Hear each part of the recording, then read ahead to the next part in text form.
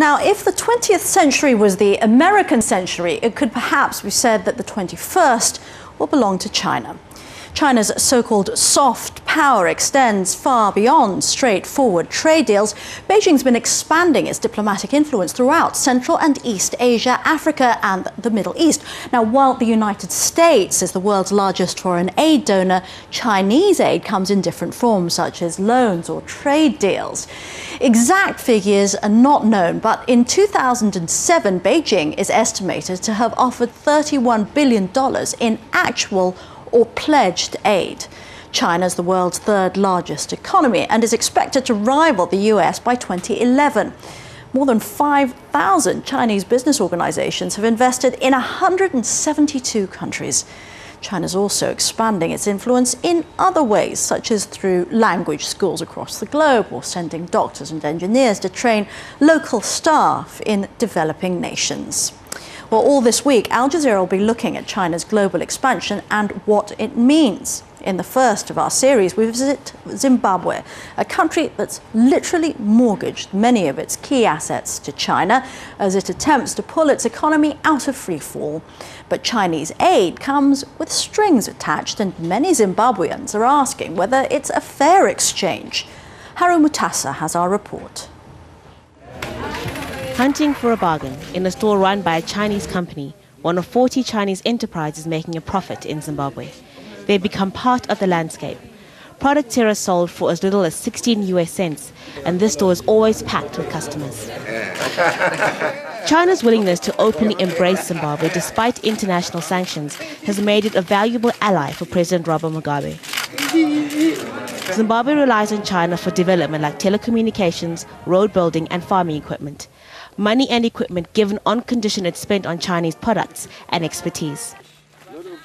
A Chinese firm was given the contract to complete the Matabeleland-Zambezi water project, a dam meant to supply water to over 1 million people in this dry region. $600 million is needed to finish this dam, and it will take about 2 years to complete if the money were available.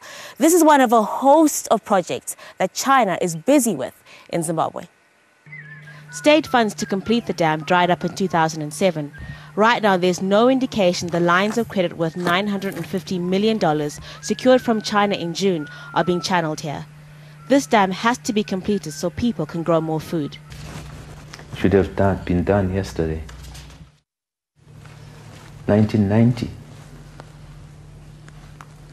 That's when we started working on this project.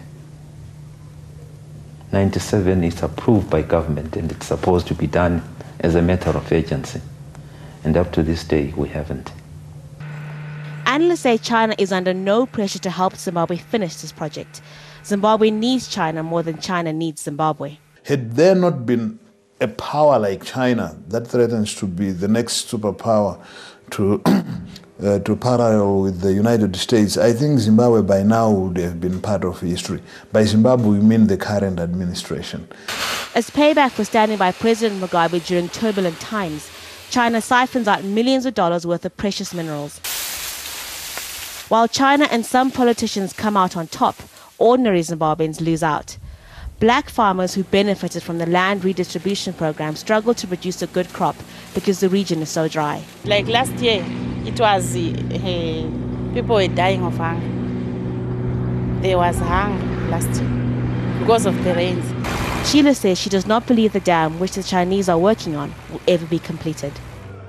Meanwhile, China's influence continues to permeate through Zimbabwe society.